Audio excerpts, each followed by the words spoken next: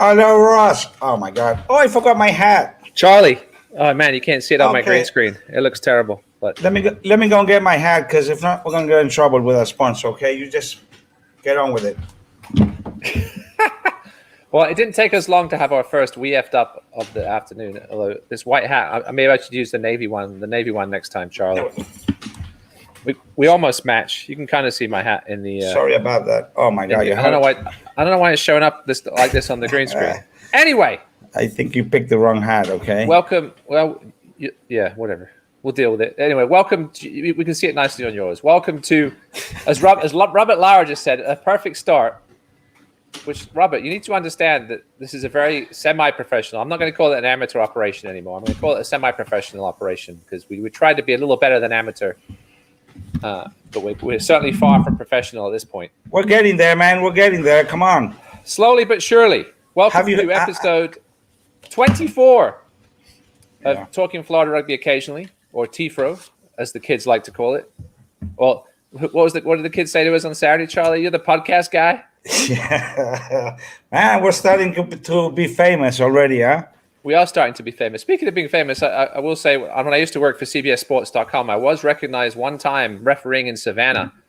After a guy kicked a conversion, he said, "Aren't you a fantasy writer for CBSSports.com?" I said, "You're the only person that's ever recognized me, and probably the only person that ever will." Wow. And did you ask him? Did you ask him for an autograph?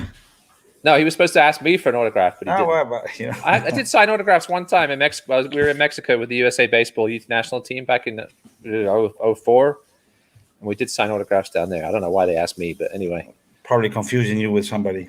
Yes, exactly. Well, they just wanted everybody's autograph. Anyway, as we said, welcome to episode 24 of TFRO. My name is Ross Devonport, fatback, referee coordinator, assigner, appointer, whatever you want to call it, occasional broadcaster.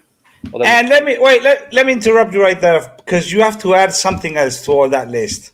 Oh yeah, well yeah. So I didn't want to mention this, but you wanted to. No, but yes, I do, and let's get to it, because it's something that I think you deserve. So you tell us what happened. What is your other title? Well, I'll start back at the beginning. Rick Comiskey, the secretary of the Florida Rugby Union, was at a coaching course a few months ago, and the guy running the coaching course was Brendan Keane, who is the head coach of the USA U18s boys. This is obviously, and Rick asked him why there wasn't more Florida kids on the team. I'm not sure if we've ever had a kid actually play for the U18s. I mean, we may have had some play for the All-Americans. I think since they went to kind of the age groups, I don't think we've had anybody play for the U18s. If we have, it's not many. And Brendan said, well, just Florida's kind of a dead zone. We don't have anybody down there to scout, but we're starting this scouting network. And he asked Rick if he knew anybody that was interested. And apparently I don't have enough jobs. So he asked me if I'd be interested. I went through the process and application and interview and all that. And I'm the Eagle Eye Scouting Network was just announced on Friday, with a number of scouts around the country who'll be looking out for talent to compete for the USA Eagles, the under 18 team, starting, I would think, perhaps with a camp at some point, hopefully in the summer. So my job is to keep an eye on the U18 talent in Florida. Obviously, being a referee, that it helps me because I get to see the games from the best point of view. It's obviously hard to scout when I'm refereeing sometimes, so I am going to be required to sort of step back a little bit from refereeing, at least the U19 stuff, to be able to scout and videotape and edit things and send it off to Brendan, who will then send it off to his boss. And then where it goes from there, I'm not sure. We've still got a lot of work to do. We won't be starting quite right away. I mean, I've certainly seen some talent over the last couple of weeks that I think could potentially be involved in this. So I'll be reaching out to all the high school coaches soon, once everything's sort of finalized. But yeah, no, it's exciting stuff. I can't wait till the kids, when you're reffing, they're going to be like, hey, ref, because they're going to know who you are. Check me out, okay? Check me out. That's going to be great. Hey, listen, I have to say hello to, you know who? Valentina. She's there here in her Miami rugby shirt. Yes, she is. To be honest, I tried to put on mine. It just didn't fit. And it didn't fit. So sorry, Valentina. We'll match next time, okay? Well, 1 out of 2 isn't bad. I love the hat. I'm not sure about the shirt, but that's all right. There's only one team in black and yellow that I love, and that's Wasps. So Miami RFC is never going to get the love that they deserve from me, but that's all right. It's good to see him back on the field recently. I think I'm refereeing them this Saturday, actually. Anyway, again, I'm Russ Devonport. This is Charlee Velázquez, owner and operator of rugbyfl.com, the best local rugby site in the nation, if not the world, Charlie. Well, we don't know. No, we don't. Well, thank you. Until somebody else steps up that watches this podcast and said this is a better local rugby website than RugbyFL. We declare it the number one. Maybe local, yes, maybe. Yes, exactly. And as you can see in the bottom corners of our screen, we are sponsored by 401kfl, 401kfl.com. Mick was on with us last week. Perhaps wasps are better. That's a good question. Like, we're talking about rugby here? Definitely. We're talking about in the insect community. I don't know. Bumblebees are pretty cool, but so are wasps. So I'm going to call that a tie, Thor. Thor, must say thanks to Thor, who's also another gracious sponsor of our podcast this week. Thank you. But let's get back to Mick Graham, who was on our show last week. Perhaps we'll have him on again next week after Brevard Orlando. You can visit his website at 401kfl.com. If you own a business or if you have a 401k, if you need a 401k, then Mick is the guy to talk to. 401k Florida, their business is to tackle your retirement plan needs and goals. Charlie, how's your retirement plan looking at the moment? Oh, it's going great. I'm not retiring. That's why. Exactly. Neither of us are anywhere near retiring at the moment. But hopefully, even if you're not close to retiring, if you want to get that 401k really going, talk to Mick. Their team has the expertise in the field of retirement plans, both big and small. If your retirement plan hasn't been reviewed in a while, then consider a complimentary. That's free for the Wellington Wizards watching out there. That was just a dig at our coach coming up, obviously. But he can respond to that in a minute. Consider a complimentary consultation by 401k Florida. Visit 401kfl.com to kick things off. And once again, a massive thanks to Mick for his support of this podcast. I'm going to take this hat off, Charlie, because it looks very silly on the screen. Okay, I'll keep mine on. I'll make sure I wear the dark one next week. But again, thanks to Mick for his support of local Florida rugby.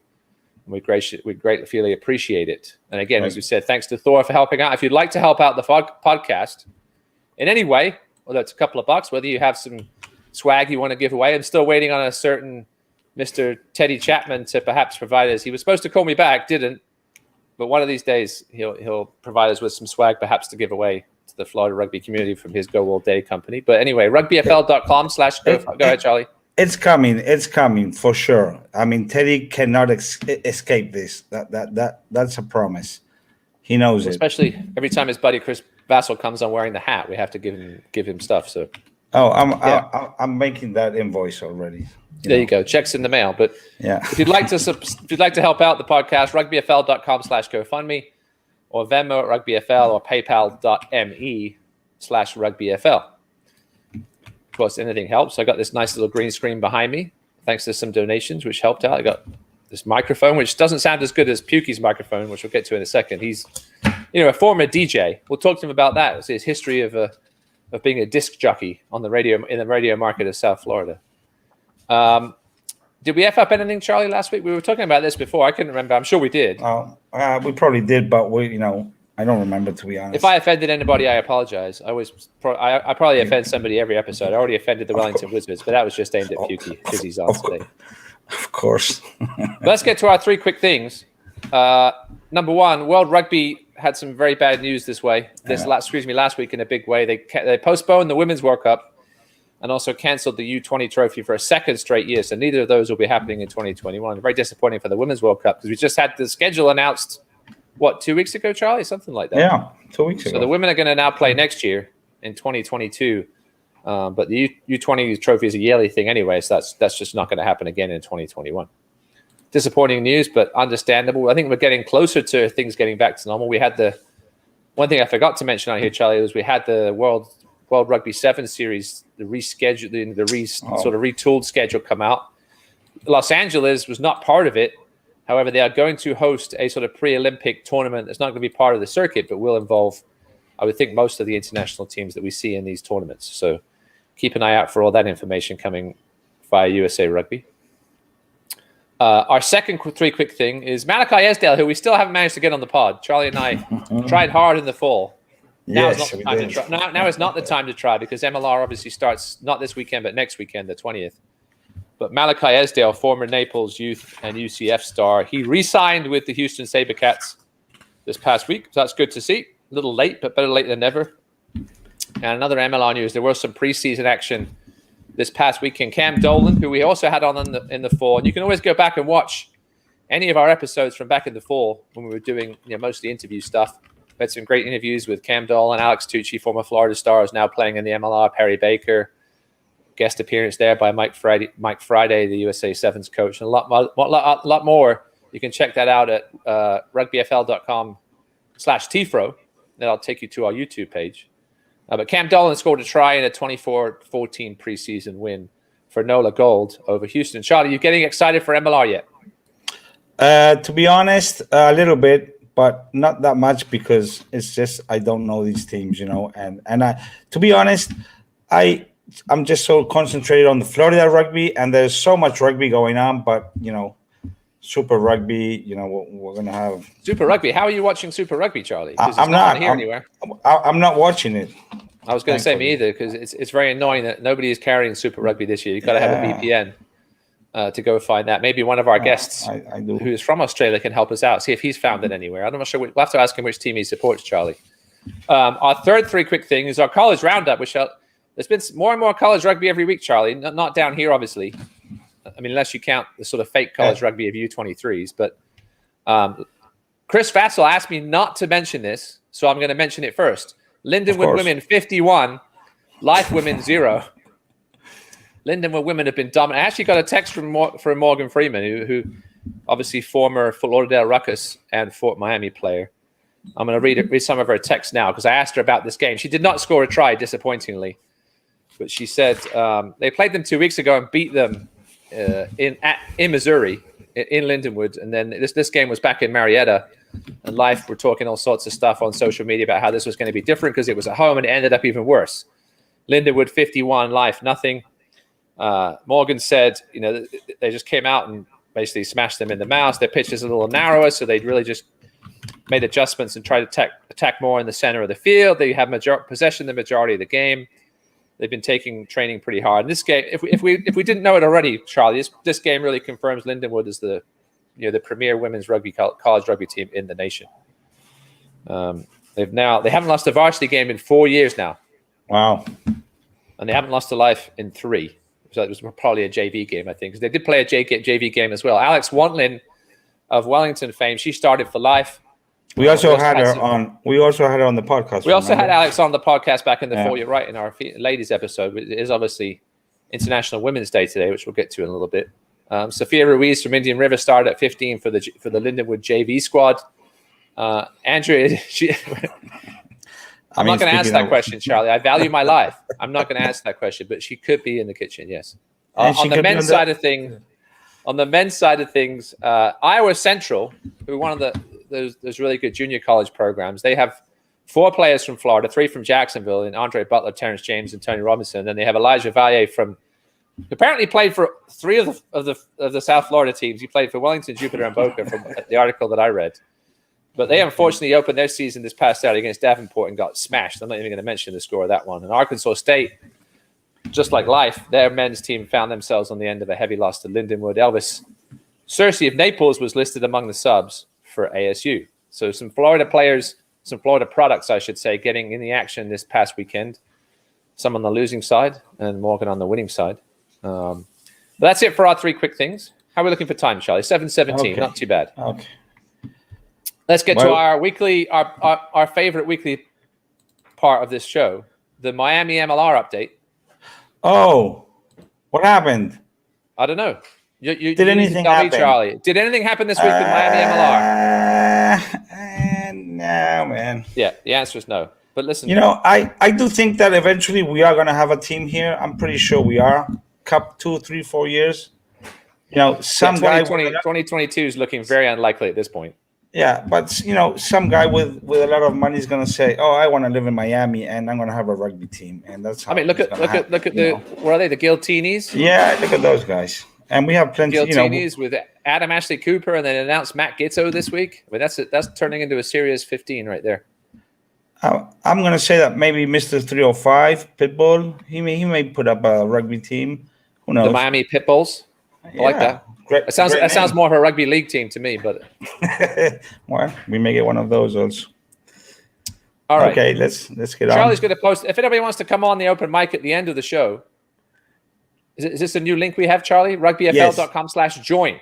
Yes, that's very simple. That takes you straight to the link. So if you want to join tonight's episode later in the show, or if we have anybody from the FRU that wants to give us an update on how things are going, Evan, Kerry, whoever, Rick, if Rick even wants to jump on, he's more than welcome. rugbyfl.com/join. All right. It is International Women's Day, Charlie. It is. As we mentioned earlier. Unfortunately, again, it's always Women's Day. It's always Women's Day. I was going to say, I don't like these silly. I don't like any of these days. No, nor do I. Women should be celebrated every day. I've got 3 of them in my house at the moment. Yeah, we can hear them. Anyway, let's get to our first game of the week. We do have 3 games of the week this week: 1 women's and 2 high school games, which were very hotly contested. Which is what we'll talk a little bit more about this U19 situation. This league is turning into quite a battle. At the top, we've got 5 games. I think we've got 5 teams with 1 loss or no losses. They're really sort of separating themselves from the pack. But before we get to the U19s, let's get to the women. Fort Miami, who have been the premier team in Florida over the last, I would say, 5 to 7 years. But they've had a bit of a turnover in the roster over the last couple of years. And they got a new coach who's been. I think this is Madddog's 3rd season. I think, but anyway, we'll ask him. Second season. Well, let's bring on Mike Toms, or otherwise known as Madddog. Many of you may have seen him on the sideline for the Miami Tridents over the years. I was reading his rugby resume earlier. I didn't realize this is his 2nd spell in Miami. He was originally from England, obviously the wrong end of the country, from me. Yeah, right. Hey, let me just ask Mike. You told me earlier that you would like to sing the anthem. Are you still have that idea? Absolute bullshit. But I'll sing Ilkley More Bar. That's my Yorkshire anthem. Okay, what song is it, Madddog? An Ilkley More Bar Tat. Oh, I've never heard this. You're gonna grace us with your vocal cords? Going to lose a lot of viewers. Just give us a quick 5-second snippet, Madddog. Where has the been since I saw thee? Where has the been since I saw thee? On Ilkley More Bar Tat. On Ilkley More Bar Tat. On Ilkley More Bar Tat. There you go. He is singing in English, ladies and gentlemen. I can confirm that. It's barely English up there, but it is still English. The story, right? Where has the been since I saw thee? On Ilkley Moor without your hat on. Then you get to the 2nd verse. It's thou's going to catch thy death a cold. 3rd verse is then we shall have to bury thee. Then the 4th verse is then tworms will come and eat thee up. And then ducks will come and eat up tworms. Then we will come and eat up ducks. And then we'll have all of that in thee. There you go. It's about cannibalism, basically, you're saying. Yeah, exactly. Hey, let's get Brie on, Ross. Let's also bring in Brie Cokos. And her lovely daughter. Hello. I saw Brie score. She can stay. I saw Brie score at least 1 try on Saturday. I think you scored more than 1, didn't you? 2. I was going to say. I think I saw 2 before I left. Brie is not the captain, former captain of Fort Miami, right? Not this year. How's the thumb? I hear you had a slight. It's just a little break. It's all right. Atta girl. Anyway, Madddog, former Miami Trident back in the 80s. Then went off to Australia, then back to London, then back to Miami. But again, former coach of the Miami assistant. Were you ever the head coach of the Tridents, Madddog, or just an assistant? I think no. You may have filled in now and again. I filled in, mainly due to other people leaving. Gotcha. So Charlie's gonna play the highlights from this past weekend's game against Orlando, the 2nd game of the season for Fort Miami. While we watch the highlights, Madddog, talk a little bit about how you came to coach Fort Miami and look at where the club is now compared to where you started and just over the last few years or so. I got invited by Brie and AD to your wife, and then I had a interview, I guess it was, of a couple of training sessions, and then they offered me the job, so I took it. We had a very threadbare squad just after I took over, and we've got a decent sized squad now. You know, we can actually put a full set of replacements on the bench. Last year, we didn't get any game where we had a full set of replacements.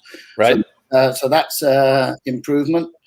I think in general, our fitness has gone backward, but that might actually be something to do with the pandemic. Oh, 100%. And other than that, we're building skills. We're building a great culture also, I believe. I love the way the girls respond to each other. And we will get better. It's as simple as that. Mm-hmm. No, for sure. I know you've got talking to Andrea, you've got a squad sort of mixed with veterans as well as, you know, rookies that have played rugby before but not for Fort Miami, and then also a number of players that have never played rugby before. How do you talk about the challenge of having a team with, you know, a mix of, you know, especially at the senior level of, you obviously get it in college and in high school, but not so much at the senior level where you have a team with, you know, with such 50% players that have played before and 50% who have never played before. Talk about the challenges of that. You're right. It is a challenge, but one that we've, as a club, we've embraced. I think the veterans have taken on a great role in mentoring other players.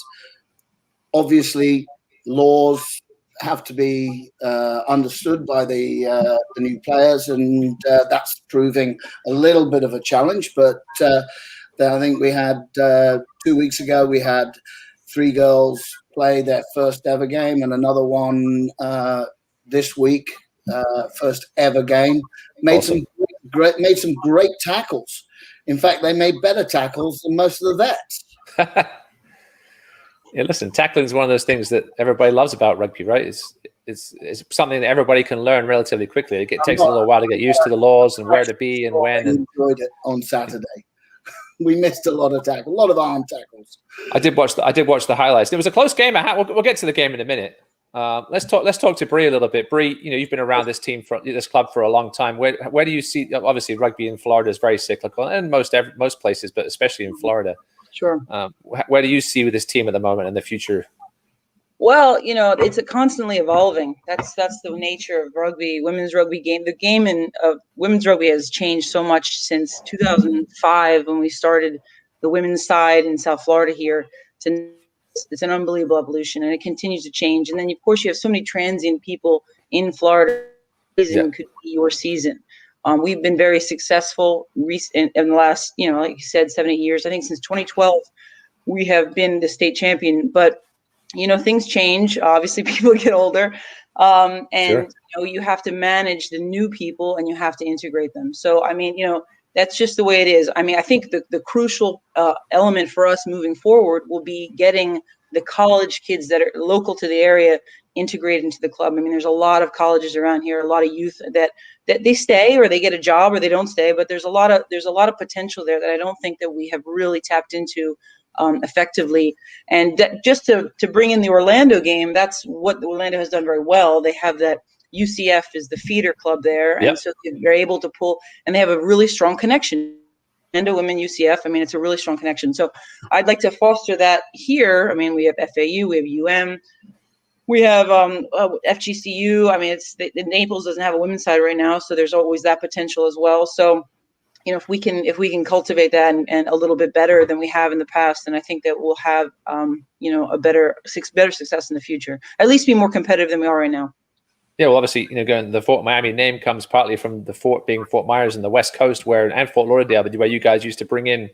You had girls from all over the West Coast as well. Yeah, speaking of college teams, in the FAU, we're trying to get the FAU women going. You said it's a big advantage for the teams like UCF, USF, perhaps not as much, but they still have some players coming from that USF program. But UCF, especially maybe Eckerd as well, being, you know, one of the better small school programs. But yeah, we're getting FAU back going again. I know they've had their struggles, but so you really haven't had that pipeline. How have you managed to get such good numbers in the recruit? How do you guys really recruit these? Well, you've got 20. I know you've got mid-20s, every week.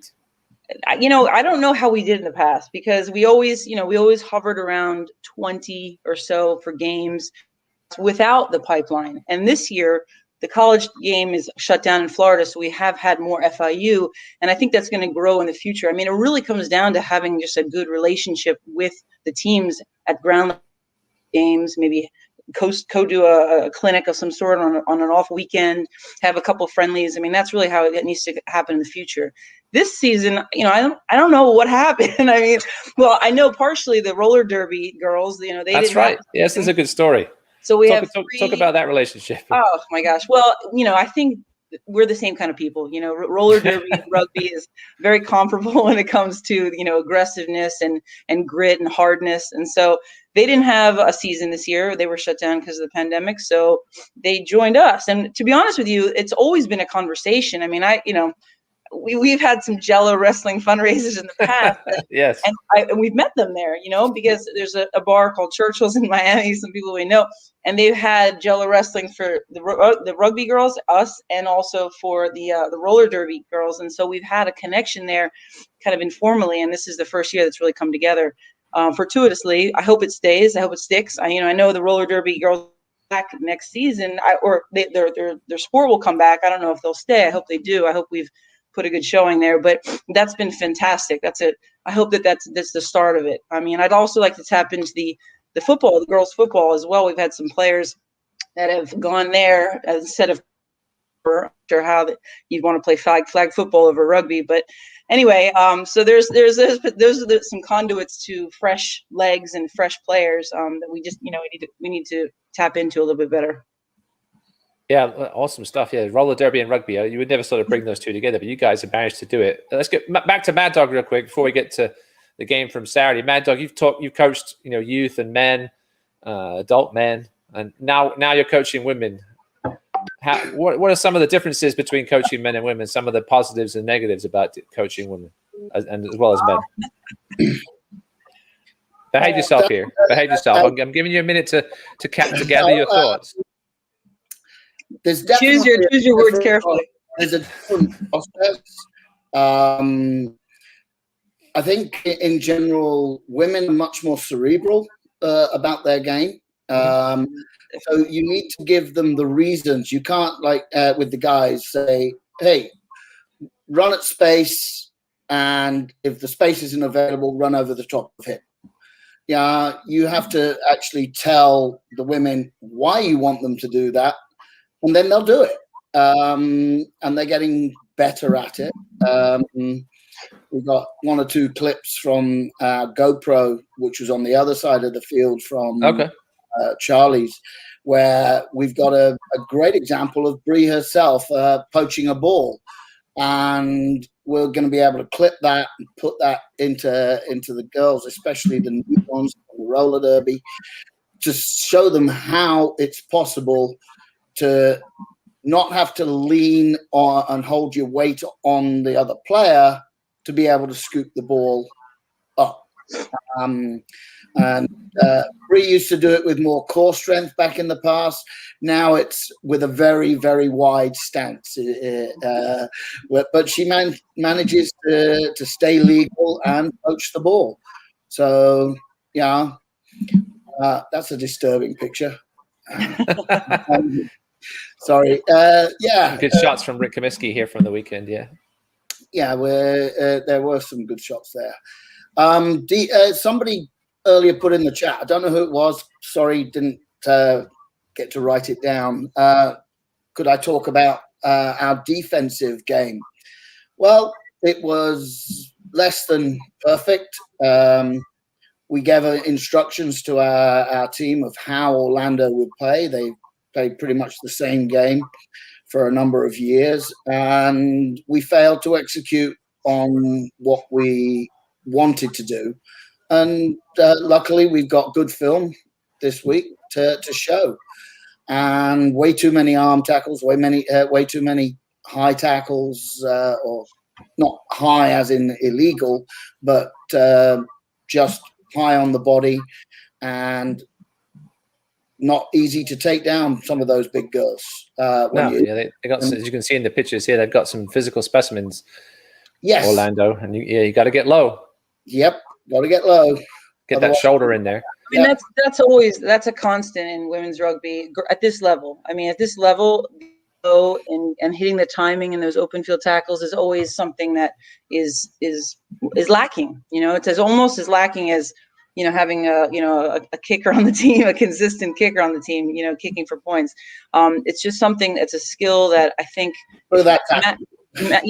at this level, obviously, you move on, you get better. I mean, that really distinguishes it, but a proper tackling technique is something that is constantly, needs to kind of be stressed, at this level. So it also, a lot of it has to do with fitness too. I mean, if you're, getting in the position to make a tackle like that, it's tiring, especially if, you've done other things recently in the game. So, it's a fitness thing as well. I mean, it's just sometimes it's just laziness, unfortunately, but that is a skill that I think, we'll be stressing this week in practice for sure. For sure. Well, let's bring somebody who had a bird's eye view of this game, the wife, AD. Let's first talk about how you got into rugby, AD. You obviously knew me. I'm going to call you Babe. I'm not going to call you AD like everybody else does. But talk about when you met me, what you knew about rugby. Zero. I didn't really know anything about rugby. And then I tried to get you to play, and then at the age of 39, 38, you decided to pick up the game, and now you're the president of Fort Miami. Talk about what this club, has meant to you over the last few years. I mean, first of all, you're making me out a lot older than I am. Secondly, I don't know. I mean, it's meant a ton, and the reason why I stepped up to be on the board was because I wanted to make sure that the club is a success and that it continues to grow, and hopefully will continue to add other women's teams in South Florida because of it. Yeah, you and I have always talked about, club versus team. I think you guys, even when you had your success, you were still maybe more of a team than a club. You've got involved now at the youth level with the Boynton girls. We'd love to see, I know there's been talk about getting the girls really going in Broward, hopefully with some increased help from the FRU. But where do you see the future of this club over the next 2 or 3 years? I mean, yeah, as a board, we talk about just different things that we'd like to see come up the pipeline, maybe some like flag youth rugby, just to kind of get people interested in it for the little kids, so their parents aren't freaking out about their kids tackling with no padding and all that kind of stuff. And I mean, I'd love to see more competition in the state, but as you said earlier, it kind of starts with like the college teams having that pipeline in place, and with UM and FIU and FAU kind of really not having teams the last couple of years to speak of, it has hurt definitely women's rugby in general, and the youth game is almost non-existent for women. Yeah, it's sad to see at the moment. We've had so many, as we talked about back in the fall, and we continue to talk about every week, the amount of Florida talent on the women's side that's gone out of state to colleges like Life, Lindenwood, Sacred Heart. And it's sad that the girls rugby just really hasn't taken off. Hopefully we'll get the support of the FIU and get some of these teams going, for years after years. We've had teams come and go. But what do you see from this game Saturday, AD? This is obviously a brand new team. We talked about how many girls on here have never played rugby before. So obviously the sky's the limit for this team. And I think perhaps down the road, we'll see Fort Miami get back to where they were a few years ago. Oh, yeah. I mean, like I say all the time, we had probably 3 to 5 girls on the pitch that have never played rugby before, or last week was their first game. You have at least 8 girls out there that never played for Fort Miami before, and maybe only had like a couple of years high school or college experience. And then you have your other 8 people are maybe vets of Fort Miami, but maybe only by a year or two. The really only people that have been there longer than that, will be like Brie and like maybe me and Camo and a few others, but everybody else is really, really new to the team. And we didn't really have a season last year to get that team cohesion together and to have that trust and that sort of thing. So we're really working on that. It's hard in a 4-game season to get that really going.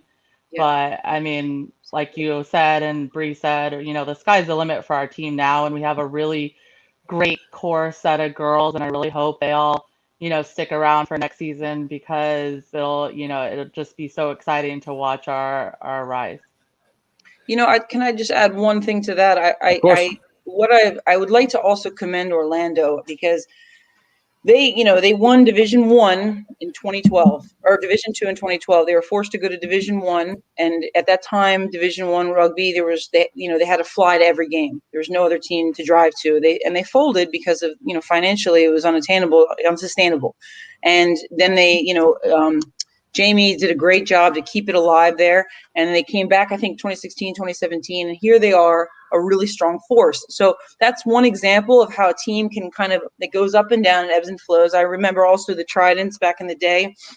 They were a strong team. And then they had a mass exodus of various players. I think 7 or 8 starters left the team abruptly for undisclosed reasons, and then they had a period where they just really got together and they bonded a lot, and they were great friends, and then they rose up again. They became undefeated for 3 seasons. So it's really you have to start at the fundamental level, get the bonding, the social side together, have everybody trust each other, and then it'll come back. That's what the way I see it anyway. No, 100%. So you guys will look to bounce back in a couple of weeks up at Jacksonville. I know 4 of the 5 women's teams will make the semifinals. So what you got to do is finish in that top 4, and then you guys will continue to get better, I'm sure, week to week. You guys smartly chose a sort of COVID schedule with every other week. I know you guys had a bit of an issue with it. The bruise on the body. Yeah, it gives you that week off, and then the men decide to pack things in. So it's I think the women did a smart thing there, and maybe it'd be nice to have some more games to get these girls acclimated. But again, it's nice to have that week off as well. And again, all you got to do is win 2 games, and you could be state champions again. So it'd be great to see. Well, thanks to Madddog, thanks to Brie, and obviously thanks to the wife for joining us this evening to talk about Fort Miami. Charlie did try to reach out to Orlando to see if I did, and unfortunately, we just couldn't get them on. But we'll get them on. We're trying to get every team at least once. It's not easy, but we are trying to get everybody on once. Everybody. And I'm glad to see Andrea's not in the kitchen. Charlie. I'm hiding in my bedroom on the floor. We appreciate the effort. Thanks, Madddog. Thanks, Brie. Thank you. Take care. Thanks, Bev. I'll see you in a little bit. We'll see the rest of the Fort Miami ladies down the road here.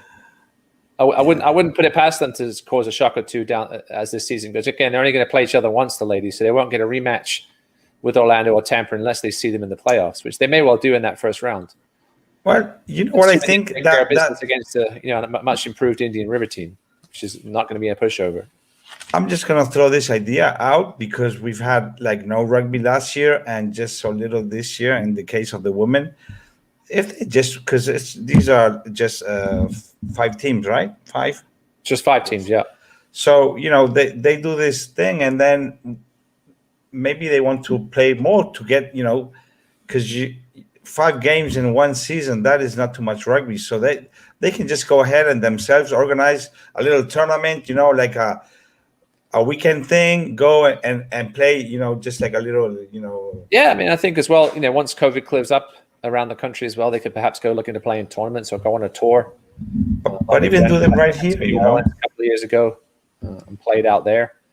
So yeah, there's the opportunity for more rugby, but this year was such a weird year, Charlie. We nobody really knew. You and I always talk about, is this going to be the last week of rugby? I think we might be past that point now, but at the start of the season, nobody knew if we're going to be playing or not week to week. So I think the women did a smart thing there. But again, it's one of those seasons that perhaps might be looked at with a slight asterisk at the end of everything. And obviously, there's no progression past states this year. But a state title is still nice to win. And Fort Miami is still the defending champions for the time being. Let's move to our next game. Let's get to our second game of the week, which you and I both watched live as I was reffing it and you were taping it. That's Wellington under the cold rain. I mean, we didn't think this game was going to get played, Charlie. You and I were driving up there, and we saw the radar, and we said, "This is trouble." But that field drained pretty well. We got the game started a little early before the city folk could come out there and shut us down. Wellington came away with the victory. Well, let's get to our guests from that game. We have Rugby Miyares from Cardinal Gibbons. There he is, there with his dog wagging his tail on the back. A dog is always a plus. Now, do we let Rocky talk before we bring this next guy in, Charlie? Because when we bring the next guy in, Rocky might not get a word in. I'm just hoping that the next guy. Hey, wait! Give me a second. I got our guy in production in the green room. There seems to be our like other guy that never gets mentioned. Yes. Yeah, some problem there. Just let me see if they can send the. Now I'm not getting it. No. Okay, we'll do it later. Don't worry. Let's talk to Rocky first before we bring the other gentleman. Okay.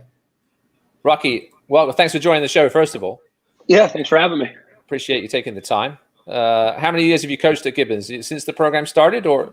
No, 2016. Well, when did the program start? Not much before that, right? 2014, my senior year. So I was a part of the inaugural team. So you were part of the inaugural team. Did you go off to college, and then what happened? And then did you stick around here? And I went my freshman year to a small school in Pennsylvania. I was playing football and rugby called St. Vincent College, and then after a year, came back home. Too bloody cold. I don't blame you. Brutal. Well, you obviously had a big part in the recent success of Cardinal Gibbons. Obviously, state champions. Was it two? We're going to say 2 seasons ago because obviously we didn't finish last season. Jacksonville. Like that, last year, you were in the championship game 2019 as well, right? Or was it 3 in a row? You guys might have been in because you were in there against Jupiter as well. Yeah, we were in it. We were in it in 2018 and 2019. Oh, we didn't. You lost both times, though, right? You lost to Jupiter and then lost, but you obviously had a lot of success in the football, which we'll get to the football side of things with Gibbons in a second. But let's talk a bit about Saturday's game first. Let's talk about the club first. You got a lot of, I think, inexperienced players this year, new guys. Talk a bit about this club this year. Oh, you found it now? Charlie found it. Hold on. This is coming from the green room. Yeah.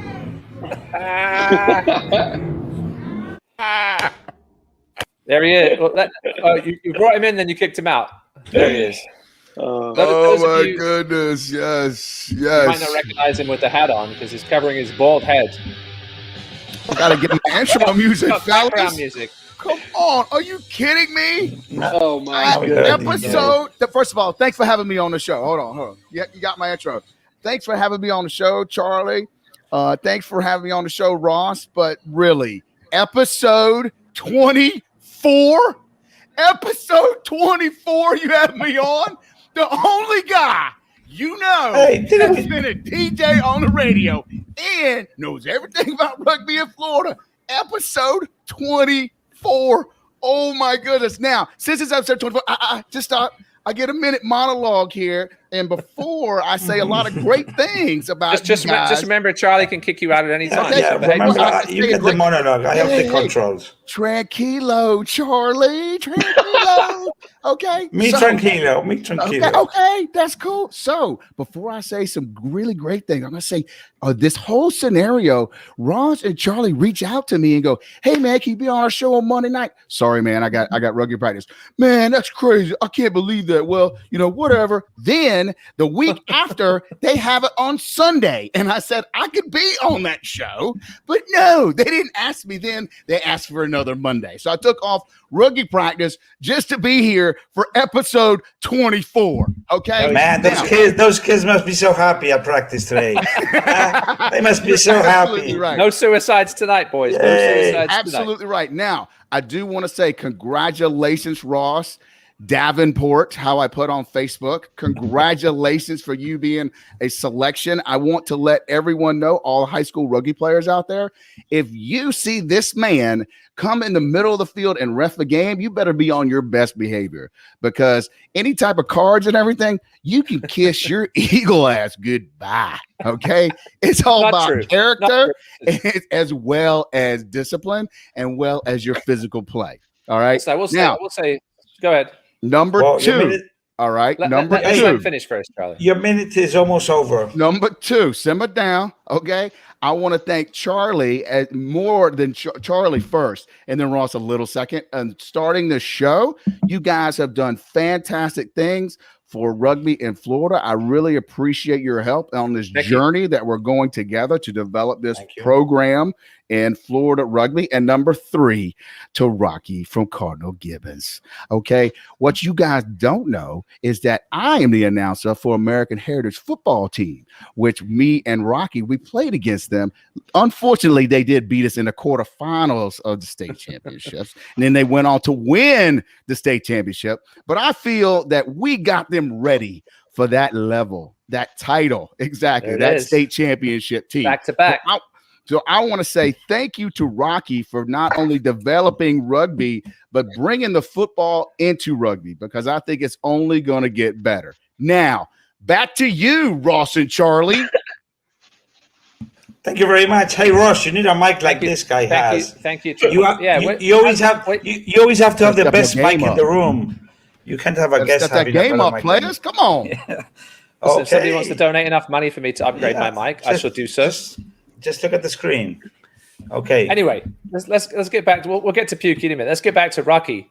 Rocky, talk a bit about how this how you sort of came back to this Gibbons program, and especially how you guys have really incorporated the football and how you sort of nurtured that great relationship with the Chiefs football program.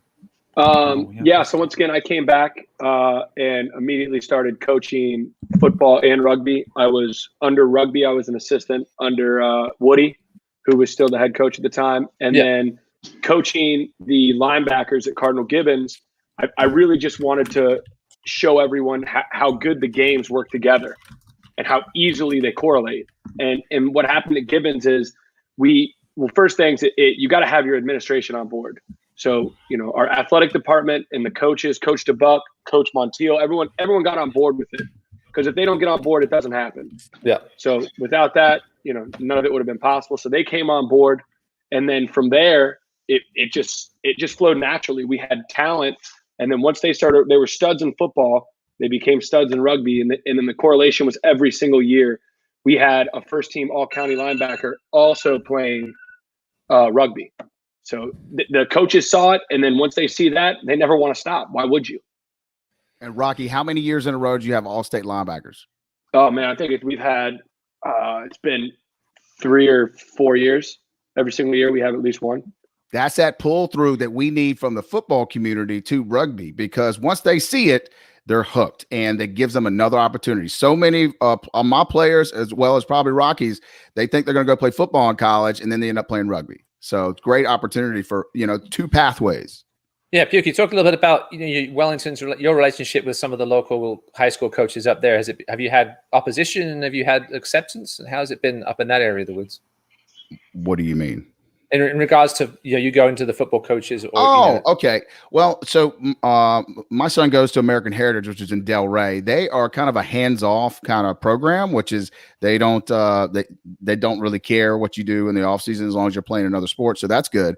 Wellington High School, there was a coach there that really did not like rugby for several years, and he has left and taken a job in Georgia. So we're really optimistic that we're going to be able to find a football coach that is open to exploring rugby, because we have several, our team is comprised of basically 3 schools. You have Seminole Ridge way out in Loxahatchee. You have Wellington, and then you also have Palm Beach Central. Then you have a couple of kids from American Heritage, but pretty much that's what encompasses it. So, that's what we're trying to do, is to build that consensus and bring the football players over to rugby. And so perfect example, we had these 2 kids that were seniors last year, just came out to play rugby for their senior year. And then they ended up getting a scholarship to Norwich University up in Vermont. So they thought they were going to play football, and then boom, 2 months, 3 months later, now they're headed off to Vermont. Awesome stuff. Now, Rocky, I think if I'm correct, you're the only single school team left in Florida. We've had sort of some come and go. Has that been a challenge, or has it been a blessing for you? I mean, it has its perks from the standpoint of you typically know where the guys are in regards to practice times. So you can set the times accordingly and know that you're going to have most guys there. This year doesn't really help as much because most of your guys are off campus anyway. Yeah. And then it's very difficult, because what happens is you get juniors and seniors, and you spend basically a year or two trying to teach these guys all the ins and out of the game and the laws and this and that, and then they're gone. We don't have a youth program, so I'm not able to bring up a freshman who's played rugby for 3 years or 4 years. And so that we've had a little bit more luck lately with some of the younger kids. So I think we have 4 or 5 freshmen on the team this year, which is probably more than we've ever had. But going back to our success, basically what happened is we had a really good group of core rugby guys, going back to Coach Woody's son, Nick Almond, who's playing at Arkansas State. We had him. We had this kid, Jeremy. We had another kid, Nick Miller, and they had all played since they were kids. So they helped as they became seniors. They helped the young kids. So it was a real easy transition. That's why we were so good for those 3-4 years. And then, that kind of flowed away, and it's every year you're reteaching some of the same stuff. So you're not able to go into the more fun stuff in rugby. You're really just teaching basics right every year to start.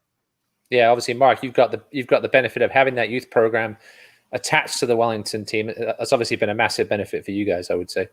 Oh, absolutely. I mean, the kids that are playing rugby now in high school, my son, he's a sophomore. He's been playing 10 years. Most of these kids have been playing anywhere between 3 to 7 years. So they have that rugby knowledge. And to be honest with you, I mean, we were totally outmatched physically in that game. And so what do? We have to rely on what we know. We know the game better than they do. So we need to take advantage of that. And so that was our challenge, is to be able to, step up to the plate and be able to tackle some big boys and do it over and over and over. And, that onslaught just wears you down over time. So you have to take advantage of, your opportunities when you get them. 100%. I think Gibbons certainly had the slight size benefit on Saturday. Charlie, Can you fire up those highlights and from Saturday's game that you videotaped in the rain for the first half? While you do that, I'm going to turn the sound down because the rain was pounding in that first half. As you can see, we got started a little early. I'm going to bring in Trey Brown, captain of the Cardinal Gibbons side. Trey, can you hear me all right? Yes, sir. Yes, sir. Let's talk a bit about this game. It's obviously only your second game of the season. I think you lost to Okapi in the first game at home. This was your second game of the season.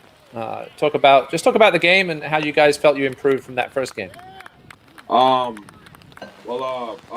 Last game, it was our first game. Something like a lot of our players, it's our first time playing, and we just want to see where we're at for our first game. So we can for next week, so we can improve off of that. And some things that we noticed from our first game is that our defense is very good, and that we started picking it up every single practice. We started working more on defense and started just getting better. So then we tried to bring from our first game defense and we try to bring that to our second game and really build on that, and then hopefully by playing great defense we convert that to great offense. Talk about how you obviously come from a football background. You were telling me how did you get into rugby? My freshman year I was playing varsity football, and at the end of the season my teammate Yahweh Judy. He played rugby too. And he was like, "Yo, Trey, if you're not doing anything else, you can play some rugby." So I was like, "All right, I'll try it out." So then I come up to practice and I was just confused. Like everyone was running around passing. I didn't know what was going on. So then after a few practices, I was actually getting in. It was fun. I was like, "Wow, this is such a great sport." So then, that's how I started playing rugby. And then after that, I just kept playing. It was just so much fun. Awesome stuff. Yahweh Judy, I think he went off to play football at Iowa. What's the latest on him, Rocky? Last I heard before the season started, he was thinking about coming back here. We're going to see Yahweh in a rugby field soon somewhere? Maybe. He's going through the stuff. Everything's such a crapshoot right now in regards to the transfer portal when you got 5,000 kids in there and you got 500 scholarship spots. But back to Trey and Yahweh, once again, at Cardinal Gibbons, it's not mandatory, but if you're a linebacker, it's highly, highly suggested you play rugby just to keep that relationship tight. Yeah, Trey, talk about how rugby has helped your football game. Rugby has helped a lot. With Coach Rocky, the way he teaches tackle, he teaches the same thing for both sports. For rugby and football, he tells you to put your head behind the tackler, to have a safer tackle and to be easier. So then, tackle wise, he just helps out with that. It also helps out with conditioning pretty much, so I can get ready for football season or the next season for rugby. Where are you looking to play? You're looking to play college football at the next level? I mean, football at the next level, at the college level? I'm hoping so. Let's bring Pukey back in. Pukey, let's hear about your thoughts on that game on Saturday. It was a very well played game. Again, I Well, thank first of all, Trey, hats off to you. You had a great, fantastic game. My son was the number 9, and he was like, "Oh, he's not that good." Oh, I was like, "Bro, I'm watching the film. He's running by you every time. What are you talking about?" He was trying to throw shade on you, and I was like, "No, I'm not having that. Not at all." Okay, I'm sorry, Ross. Did you ask me a question? Talk about the game. I think it was a very well played game. I didn't hear you talk very much, which was rare. I was very happy that maybe it was because you were soaking wet. Talk about the game. It was a tight game. It was only a 2-try game in the end, I think. And absolutely, you guys perhaps just use your experience a little bit to edge it. That's a leading question. Okay. You led me to that question. Maybe I didn't think that was going to be the answer. That's why I'm asking you. Answer me. Okay. All right. So you asked me the question. I will tell you, we started out slow. Gibbons came out balling, ready to rock and roll, and so they drove us back. Luckily, we had the wind. It was probably about 25-mile-an-hour wind. I mean, it was raining like crazy. We ran up on the field so the city wouldn't kick us off, but we got the game in, right? We did. So after we kind of settled down, we tried to play in their end. If we played around in our end with this team, it's just, you can see, it's just going to be a pick and go. It's going to be a monkey. I mean, it's very, very challenging to stop. And we really focused on team tackling this, the pregame the week before, because, if you leave the gaps, that's what was happening. If you leave the gaps on those guys, on Gibbons, they will totally take advantage of it. And so we had to rely on making tighter gaps, as well as in this kid, his name's Jordan. I don't know how he collided heads with one of our other players. He broke his nose. Bloody things. Yes, we did. Yeah, it was such an unfortunate situation. But back to the game, we had to take advantage of those opportunities when we had them, because we knew they weren't going to come as often. Right. I commend the ball handling skills of Gibbons. I mean, to be honest with you, I thought that they would, have significantly more challenges, but Rocky, you've done a really good job with those guys. I mean, it was such a wet day environment and everything, but the onslaught that we had to endure with this team is a tremendous challenge. So, we just felt that we had to keep the ball moving. We had to spin it wide, and we felt that we had more of a opportunity on out wide, as well as kind of the quick taps. The number 9 on right as you're talking right there. He spins it out to Poppy right here as well. And Poppy is so elusive. You think you got him, and then he goes right by you. So, we knew we had a score, and we had to score quick. And then, but I feel our defense really, really stepped up. They challenged us all the way to the end of the game. So hats off to Gibbons. And I really enjoyed that game because the guys, I mean, Ross, you did a fantastic job. Everything was cool and chill, and everybody played within the rules. Well, like a really hard game, but no character things, nothing, anything, no cards, nothing. There was no nonsense. Nice.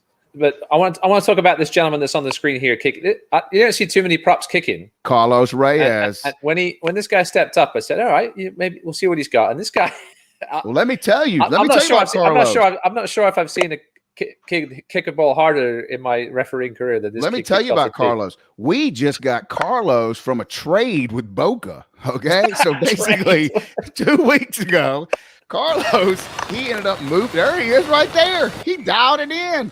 So I will give kudos to my son. He was a captain. He's supposed to kick, and he was kicking so crap. He's like, "Carlos, bro, you got it." So he went out. He's got a rocket foot. But 2 weeks ago, he ended up moving to Wellington. He said, "I just can't drive to Boca anymore." We're like, "Bro, we're happy to have you, bro. Step right in." Okay, so it was fantastic. We'll take it. Good stuff. So go back to Rocky real quick before we wrap this up. Rocky, I know you've only played a couple of games, but I'm sure you've seen some of the scores from around the state. This U19 competition this year seems to be super fun. I think we've got 5 teams with 1 loss, and with everybody making the playoffs, this is going to be the most wide open field I think I've seen in years. Yep, and that plays into the way we've been coaching this year, especially with all these new guys. It's just, steady gains, get better this week, get better this week, get better this week. And that's all we're going to continue to focus on. I don't want to do anything crazy. I want to be at our best come April. I didn't want to be at my best in March. I want to be at my best in April. And that's what I've been preaching to the guys. And they understand, and I think they're buying into it as well. Good stuff. Well, let's get to that next game in a second here. But before we do, thanks, Mark. Well, Pukey, stick around because we're going to have you perhaps join us in the open mic section. Trey, appreciate you joining us. I hope continue to keep the rugby career up as well as the football career. And again, Rocky, thanks again for coming on Thank this you, evening. We appreciate you. Thanks for having me. Thanks for having me. Cheers, guys. All right, Charlie, it's 8 o'clock. Let's get to our next game. Our third and final game of the week, which featured, coming into this game, undefeated Naples against Key Biscayne, who I think only had the one loss coming into this one. That was, I think, to Wellington, right, Charlie? If I remember correctly. You're muted, so we can't hear you. But I'm sure you're saying... And now they have two, yes. Yeah, so let's get to this Key Biscayne-Naples game. We have from Key Biscayne, Lucas Cavalieri, who is returning guest, the fly half for Key Biscayne, as well as his buddy Santiago Cortabarria. And we also from Naples. Hey, that was my best Spanish impression. That's as far as you're going to get from me. Beautiful. And then from Naples, we have the head coach of that team, Dan Marks. Dan, welcome. I'm sure we've met before. Yes, we have. At some point. Well, it's the first time on the show. Thanks for joining us. And we have. I'm not even going to try and do an Australian accent, but we have Wes Piggins, that was more South African, which was terrible. I should never have attempted that. Wes Piggins from Naples. What position do you play, Wes? You were outside center. Outside center on Saturday. We're going to get to those highlights in a second. Let's get to the highlights, Charlie. Let's get straight to it. I'm going to start with Dan first, though, because Naples, Dan, obviously, one of the historical powerhouse programs, high school programs in the state of Florida, going back, to the mid 2000s, late 2000s, 2009, 2010, have had, some struggles of late. I know last season's was obviously ended early, but you guys, I was looking back at the scores from last season before tonight, and you guys really struggled last year. But what's happened to this team? They're undefeated. They won this game. What's going on with this Naples team? I'm not going to call them the Naples Bears anymore like I did earlier this season. They're now obviously affiliated with the Hammerheads, which I'll get to as well in a second. But talk about where this club is this year and how you find yourself undefeated. Well, we kind of did the same thing that Rocky was doing this year, talking about with the playoff system of everybody in. Yeah. And we played each game like that. Let's get better each game for last year. And so we did. We were getting better toward the end. Then the season got called. Yeah. And so coming into this year, we had 12 starters coming back. I was going to ask you how much you had coming back. And that was a big deal. Yeah. Look at some of these highlights. Who's that number 4? He almost looks like a young Cam Dolan. Whoever scored, I think he scores again here, doesn't he? Who's this number 4? Dylan Arago. He's our a lock. I mean, you could mistake him from Cam Dolan from a distance with the headband, the lanky. What grade is he in? He's a senior. Good stuff. And how many years has he been playing rugby? He started with us as a freshman. Okay, so he's in his 4th year. So really just sort of building. And did you have an influx of new kids? How are the numbers looking? How many did we bring? I think we brought 22 to the Key Biscayne game. Excellent. And how many have been getting at practice? Close to, obviously more than that, I would assume. Close. So about 20. So let's talk about this game while we have it up here. Naples, just looking at the highlights and, having referee Key Biscayne before Naples, perhaps with the physical edge, but Key Biscayne, with a lot of them playing rugby, just like some of the Wellington kids for 10 plus years. What were sort of your tactics coming into it? How much did you know about Key Biscayne? And obviously the game plan worked, I think. They play pretty much the same game they've always played. Yeah. They always have the good rugby players, the sidesteppers, the good ball handlers. And we knew that. And we just tried to minimize mistakes. That was our key. I told them, I said, don't make mistakes against this team. They'll make you pay. Yeah, they'll turn that ball over and they'll be past you in 2 seconds. Let's talk to Wes Piggins. Wes, the outside center. Give us a bit of your rugby background, Wes. You're not from here. I know you're a funny talker, so give us, just like me, give us a little bit about your rugby background, how you ended up in Naples. Yeah, so I originally from Sydney, Australia. I played rugby league. Terrible sport. In Australia, but moved to Florida and played at Sarasota for I think 3 years. Okay. My first bit of rugby union, and then moving to Naples last year. Good stuff. And did you score a try or two in this game? I think. Well, I saw you break a couple of tackles. Yeah, no tries in this game. All right. So what's this is your first year with Naples? Second year. Played. Second year. So you can give it. Yeah, you played could give us a games sort. last year.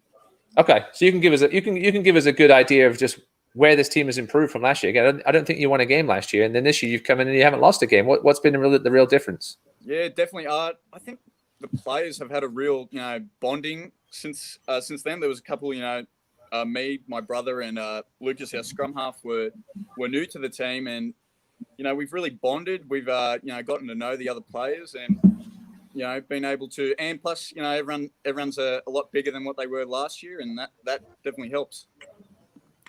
Yeah, great win. And that was a tight game. You guys took an early lead, I think, and then Biscayne fought back. And what did this game come down to, you think, in the end?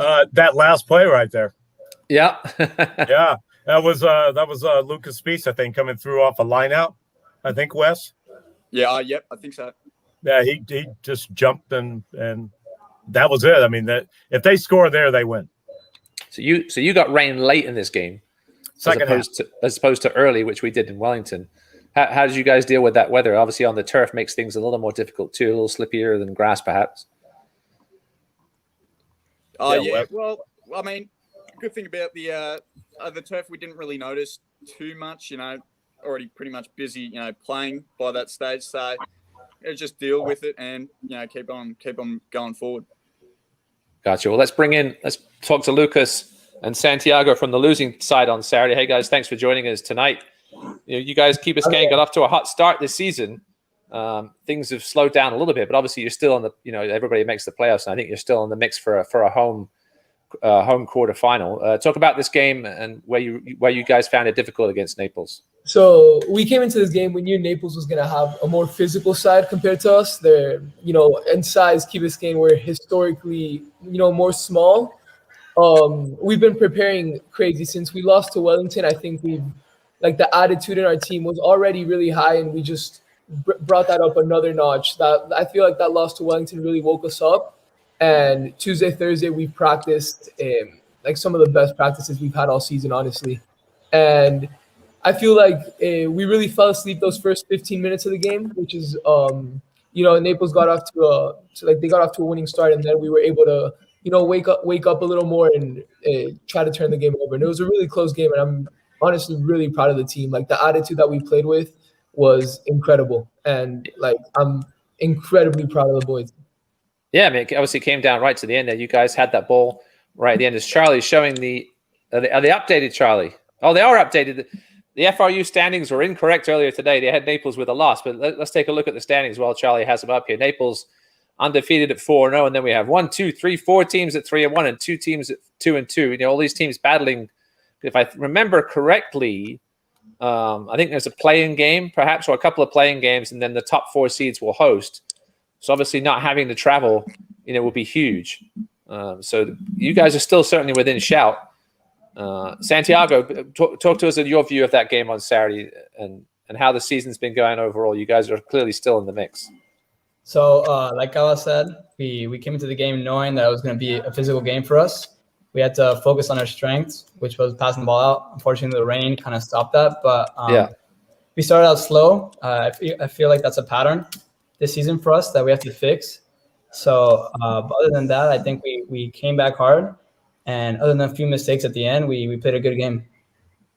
Excellent. I'm going to go back to Dan here real quick. Dan, let's talk a little bit about the history of the Naples program. Obviously, the Naples Bears initially separate from the Naples Hammerhead Club, and then things came together, I think over the last couple of years. Talk about that move, why it happened, perhaps why it didn't happen sooner, and some of the positives and negatives about being involved now with the men. The Bears were always, I guess, the little brother team. Yeah, I know you guys share coaches on occasion, etc. Yeah, right. Yeah, and to me, I came in 2000 and the 2015 season, and I always thought, why weren't we under the same roof? It kind of made sense. And while we were away with the Dragons 2 years ago, talk was going on, and we get back, and J.R. Hernandez, who coached and organized the Fort Myers Stars middle school program, had gotten together with Brian Vence for the Hammerheads, And they all, a committee got together and they talked. We got back, and to me, it was a no-brainer. I said it's a great idea. About time. Yeah, I mean, obviously we've seen a lot of the clubs sort of bring out Boca's. Their youth setup was a little bit separate for a while. They've come in now over the last 2 or 3 years. Orlando crew, Capers sort of working closely with Brevard. I think it's a benefit for all, as long as you can sort of put the egos aside that sometimes wreck those things. But it seems to have done well for Naples, 100%. Who do you guys have coming up next? We have 2 bye weeks, and we have Wellington at home. So 2 weeks to prepare for Wellington. You guys relatively healthy? Yeah, probably about the healthiest we've been all year, I'd say.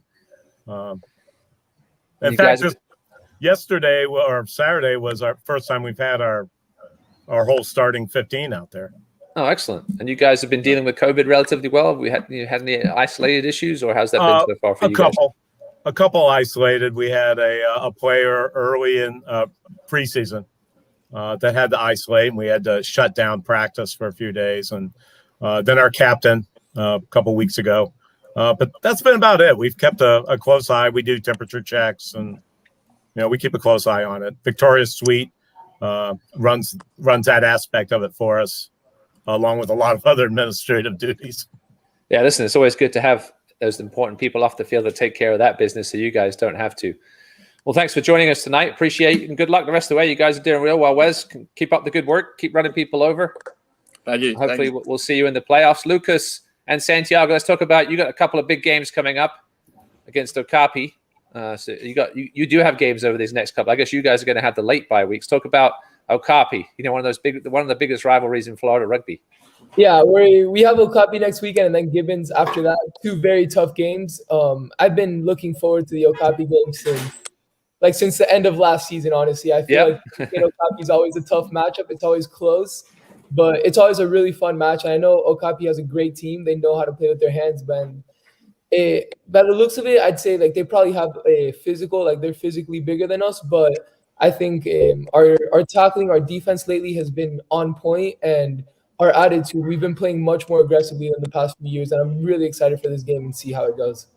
Yeah, it should be a fun one. I know if you're in the Western area, I think I found out today that the U19s game is the last game of the day on Saturday now. So the Okapi Kibis game, the last game, the premier game of that weekend.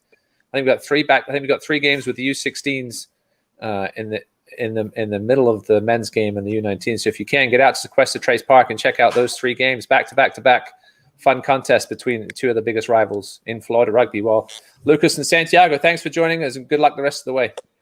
Thank you so much, Ross. Cheers, guys. Thanks, Dan. Thanks, Wes. Thank you.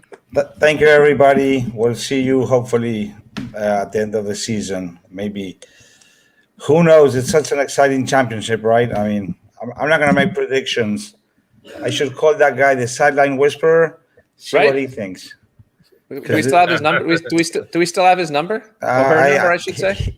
Hey, this is like Deep Throat, He just contacts me. I don't have access. That's how it works. If he or she is listening tonight, Sideline Whisper, reach out to us and tell you who you think is going to win this U19 championship. Because one week I think it's one team's looking good, and then they lose, and then another team, and then they lose, and Naples is the only one undefeated at the moment. So they're certainly the favorites going into the second half of March here. Well, thanks, guys. Appreciate you. Thank you very much. Bye-bye. All right. Let's start for a brief thanks to our sponsor, 401kfl.com. Again, Mick Graham from Brevard. If you have a 401k or want a 401k or even run a 401k, the team at 401kfl has the experience to tackle your retirement needs and goals. Visit 401kfl.com to kick things off. Charlie's hat there is looking nice and sharp. It's got the website on the side, so I think he's going to wear that to every game this season if he can. So again, if you have any questions about a 401k, if you have some money and want to invest it wisely, talk to Mick Graham. All right, let's go to our other scores, Charlie, from around the state this past Saturday before we get to the open mic, which again, the link, Charlie's created a new link for open mic, so you don't have to click on any comments or anything. rugbyfl.com//join, JOIN. Yeah, just grab remember, Ross, I don't remember many things, Charlie, so go ahead. But this is something that you shouldn't remember because I just made it up right before the show that we're going to have a new section. Let's do that before we go to open mic, okay? Okay, so after the scores, we'll go. We do have some highlights from the Boca Tampa game, U19s as well. Before we get, let's go down the scores. Obviously, SoFlo continue to have trouble finding a field. They're going to try and play that game against the Tridents on the 20th. They do have an away match, I think, at Okapi Men coming up this weekend, right? Yes. Charlie? I think we'll get to those matches in a second. We haven't seen SoFlo much on the field yet. Naples Ave Maria was cancelled. Tampa forfeited against Tallahassee. We had an Indian River Claymore. Did not get a score from that one. Charlie, Richard did not end up refereeing that match because he's got a family medical issue. Oh, maybe that's why. Naples defeated Bay Area Pelicans 24-15. Maybe a tighter match than some may have expected there, Charlie, in Naples. Yeah. Again, we talked about Orlando women beating Fort Miami 59-21 earlier in the show. Palm Beach played the Tridents in a friendly. I think both teams seemed to, from what I heard about that game, both tried to get a lot of their squad members rotated into that one. Palm Beach ended up winning 17-15. Obviously, Tridents with their big game against Boca coming up this weekend. The game that you and I were at, Wellington 20, Gibbons 10. Key Biscayne fell by 3 to Naples on the U19 side of things. Cape and Sarasota, this game, well, I haven't seen video of it yet. I've heard stories, Charlie.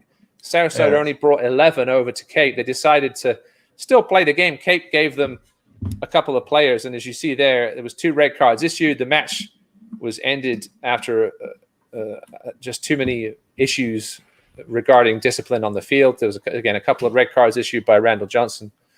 It's not good to see, unfortunately. One which involved a player grabbing the referee, which nobody ever likes to see. So we may talk about this stuff in general in the open mic. We'll talk about that in the open mic section coming up in a minute, perhaps. Tallahassee U23s defeated, obviously, the big battle there between UF and FSU. FSU coming out on top 27-19. And then Orlando U23 played Naples U23, but Naples U23 had to forfeit. I'm not sure exactly why. I'm hearing rumors about not having enough eligible U23 guys, so that may have been the reason. But Orlando showed up and put 55 up on whatever Naples decided to put out there. But let's get to the highlights of this Boca U19, Boca 31. Let's Tampa bring in U19, let's bring 17. in a couple. What do you think if we bring in a couple of guys to? Let's bring in a couple of guys to talk about this game real quick. What about this guy? Friends of the you pod. like this guy? The Vassels. You like this guy? Hey, what's happening, guys? How are we doing, Chris? And Jordan Charlie, there. what's up, Ross? That hair is getting out of control, Jordan. And now I see why you're wearing a scrum cap on Saturday. Keep that wild mane under control. Let's get to the highlights from this game, though. Oh, excuse me. And let's bring this big mouth in. Oh my God! It was a very Oh, there you are. I'm sorry, Chris. I was just getting all these. Let me get all these trophies out of the way. Oh, my fault. Let me get all these trophies out of the way. Yes, you lost the spot. You only got 2. I'm sorry. Just keep adding them up. Just keep adding them up. Let's get to these. Oh Mute these 2, Charlie. Kick them out for now. Jesus. Can't get a word in. Anyways, if they can't behave, we can't have them. I don't know. Let's get to let's talk about this part here, Charlie. Listen, I'm going to bring this up right now. We're going to talk about this in the open mic because Mr. Patterson and I, actually Mr. Patterson Jr., Jackson Patterson and I had a discussion. I'm going to rewind this game in a second. This gentleman here, the number 22 with the red cap. Jackson Patterson and I had a discussion about pulling players through rucks on Saturday and the illegality of it. In rucks, you can only do 2 things. You can push players or you can ruck the ball with your feet. You cannot pull players out of a ruck. Anyway, this gentleman, apparently number 22 right here in the red hat, does not understand that law and decided it was a good idea to try and pull this Boca player not only out of the ruck, but from the ground and almost into touch. Several times. Yeah, there is going to be an email sent out to the referees either tonight or tomorrow about pulling players out of rucks, and pulling players in general is not allowed, especially in rucks. All you can do is pull them into you and tackle them, but not on the ground like that. And what Logan do? We'll see number 22 come back into this game in a little while. But Boca with a nice, penalty just wide there. You see Mark Martinovich, our referee in this one. Jordan, why don't you take him down? Come on, player. Now listen here, Mark. We had this discussion Saturday night, Sunday night, and he's like, tonight. Hey, I'll just give you a hug. Hey, buddy. As we see Mark Patterson with his son there. Introduce us to your son, Mark. This is Cooper Patterson. Cooper's 12 years old. Hey, Been playing rugby 10 years. What's up? You gonna say hello? He's only 12 and he's been playing 10 years. Come on. He started when he was 2. Tell him when you started. Tell him when you started. I started when I was 3 years old. He was out there on the field running around us. Yeah. Right, exactly. Get up to the mic. I was already better than Jackson at 3. Wow. We're talking smack here. harsh. As everybody's bringing their kids, I'm going to bring my kid in. This is Amelia. Not a rugby player, but a softball player. Right. And It's a family show today, bro. Family show. Right. Here's Boca adding on to their score here in the first half. That's Tyler Webb. Big boy Tyler Webb. Who we got? Who we He's not big as in height, but he's that was the trade. Okay. traded him for Carlos. It seems like Boca and Wellington have a good relationship in that there's a lot of trades that go on between the two sides. Yes. Evan signs off on them, so that's good. Friendly trades, that is. Always friendly right. trades. Always friendly trades. There's a try by somebody. Oh, Maybe Jordan Vassel. it down in the corner. Vassel down it in. As I mentioned to Charlie earlier, if you're going to wear a red scrum cap, behave yourself. The other guy with the red scrum cap did not behave himself. I think this is the try that I want to talk. Oh, no, this isn't the one. This was a nice little chip ahead, actually. Jordan pouncing on the mistake. Yeah. Yes. In the corner. As Boca really started to pull away here in the second half. Yeah. Oh. Yeah. Nice conversion. Who's this play have? He's got a good foot on him, Chris. That's Junior Baralio. Junior Baralio. Yes. He's been playing a while, right? I always He's see been his playing for a while. Yep. You know, the Junior one thing, Garcia, dude. Oh, His Baralio Garcia. Excuse me. Here's what not to do when a player scores a try. 22. Ooh, nice. Oh, Lord. 22 again. 22 again. I'm not sure how that man stayed on the field for 70 minutes. Well, He got a yellow card eventually. He probably should have had a different color card after that tackle and what he was Right. getting up to earlier. But anyway, nice win by Boca, Chris. Talk about this win. it was a great win that day. The boys were ready for it. You know, going into it, they were kind of hesitant, or worried because, Tampa's coming over with a win from last week and just coming in to definitely try to continue that succession. But they came to our house and, really it went back and forth at the beginning. And then, like you see on the highlights, we had some lucky breaks, and that turned around with game plan, and the boys just dialed in and kept playing harder and harder and really wanted it. And then now with all this, the guys want, going back and forth with Tampa boys and, getting upset, they just turned it on and started just wanting to beat them. So, that was the advantage for us, is that they just dialed in and kept moving forward. But is that Paul Holmes in the background I see in the black shirt? That's Paul Holmes was there. His son actually plays for Tampa. Ah, because Charlie sent me a picture and said, is that Paul Holmes? Now, those of you who don't know who Paul Holmes is, he started Tiger Rugby. He ran the World 10s in Bermuda this past year. Yes. And I was like, I think that's Paul Holmes. So it's good to see. I know he lives in Florida. We're trying to get him on the pod. Yes, he's over there, and he does with the IMG and the Tiger rugby over there in Sarasota. So he's doing a great job. Good stuff. So he must have been impressed by that Boca performance. You guys lost, I think, the first game of the season, right? But have won 3 straight since then? That's correct. Jordan, That's correct. That's correct. That's correct. Pass that trophy real quick. Yeah, that's correct. I just wanted to show. You have the trophy. There it is. Yes. But you know Hey, what? Chris, remind us of the score when Boca played Wellington earlier this season. What was it, Jordan? 17. What? I don't even know. No, it was 31-5. Hey, that's okay. Is that the one that Jordan broke his nose Getting in? better every day. 31-5? Getting better every day. Every day. But to just go back to what Mark said at the beginning. He's all these kids, even Jordan, Cooper, Jackson, all these kids that's around there. Mark has been involved with them, and watching all these kids grow up right now at this moment, they're actually filling in the shoes and actually getting a lot better playing rugby. As you can see, like it's anyone's game. Naples 4-0. And everyone 3-1, 2-4. It seems like so it's anyone's game still right now. So Well, it's absolutely, and I want to just say this, that not Chris as well, is that we're the guys that have been doing this and developing this game, and we really appreciate the help of you guys. Now, what you're seeing right here is this is Cooper Patterson, okay? Super duper Cooper. He takes it. Now, this is another one right here. Cooper comes, dots it down for the try. All right, now Liam Ishisaki comes through here. Pow! Coming right through. He gets down to the. This is U14s from where? Where's this game? U14s, Wellington against Key Biscayne. That was on Saturday. So if you could run that first clip again, Charlie, so Cooper can talk us through it. So Cooper, tell me what you were thinking during this play. So you're at the scrum. All right, what are you thinking? Take me through. No, not that one, Charlie. The first. There it is. There you go.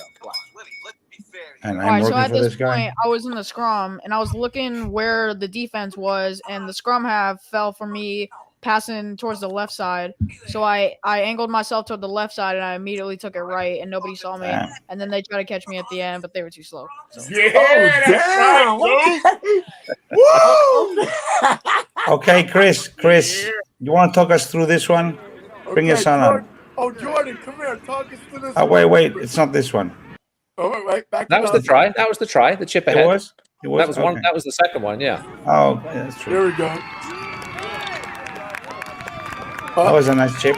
Back it up. Jordan, go ahead. Is that a set play, Jordan, or was that something that you guys just sort of looked at each other and? It's something you just have to execute and finish. It wasn't really.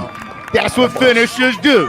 And that's what you're going to be doing at the Tropical Sevens with the USA Sound. Woo! Okay. We'll talk about Tropical Sevens another week because we're already at 8:29 here, Charlie. Let's get to our before we get to our open mic. Charlie's got something to. Yes, I'm going to bring in a couple of more people that are waiting out there. But before I do that, I just want to introduce this new section which you don't even know about. So it's about me. About making fun of me, I'm sure. Go ahead. Well, that's another one, but we don't have time for that. Actually. How long is it, Charlie? Come on. No, this is just 2 minutes. But it's a nice thing because what we're going to do is we're going to invite people to show their memorabilia, okay? Oh, nice. I went to Ronnie's man cave yesterday, Ronnie Suarez, and that thing is amazing. And I know a lot of people have really cool stuff.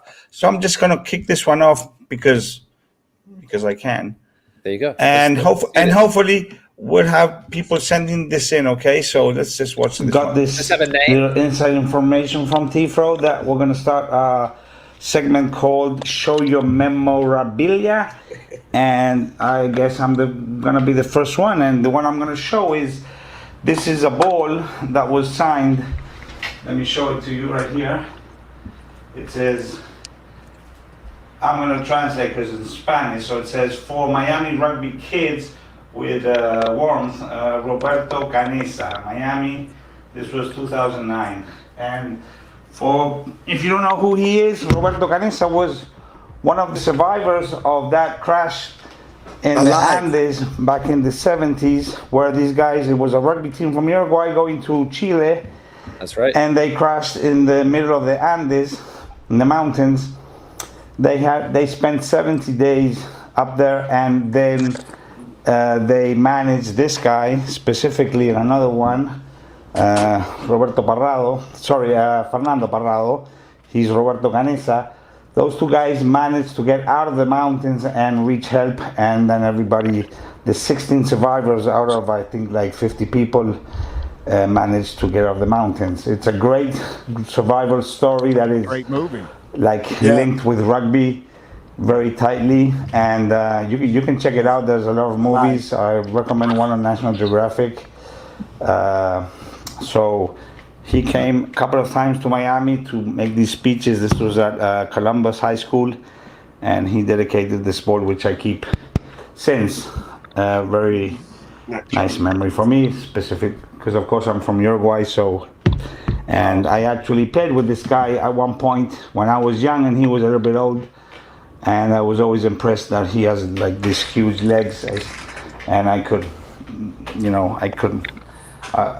I could not tackle that for sure. But a great guy, medical doctor, and well, that's it for starting this segment. And let's see what you have. Okay, I know I've been to Ronnie's rugby cave the other day, and it's really impressive. So I'm expecting Ronnie Suarez to show some of his stuff. Okay, keep it under 1 minute, please. Not like me that I did like.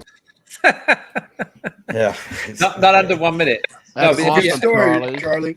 if you haven't seen it live, in my defense, I just did it literally, I think, 15 minutes before the show started. Hey, I tell you what, that's a nice segment. Okay. But hey, so you notice he talks so fast, but he slowed it down for the memorabilia. Yeah, man, I didn't want to get it wrong. Muy despacio right there. You killed it. Voice and diction, A+. So, yeah, if you haven't seen that movie, go check it out. It's called Alive. See you next week. Unfortunately, unlike the survivors of that, Miami youth rugby is no longer alive, but hopefully we'll see them come back soon. Charlie keeps talking about starting his own rugby team, so hopefully Charlie will start the revival of Miami youth rugby. Down the road. Yeah, be careful. Great movie and a great story. Great you true guys story. are warned. Thank you very much. Hey, I'm going to bring in another guest here. Do it. Hi, Valentina. Oh, Let's bring in Tom Ciampa, one of our referees who refereed. You refereed the Biscayne game, right, Tom? Yeah, Biscayne Naples. Yep. Bye-bye. Talk a little bit about that, Ciampa. How's that thumb, buddy? How's that thumb? The thumb works. No cast. Yeah, I got rid of the cast. Okay. I do enjoy Tom signaling with that hand, by the way. You can see it on the highlights beautifully. But Tom, yeah, talk about that game. That was two of the best teams in the state. And obviously a close contest.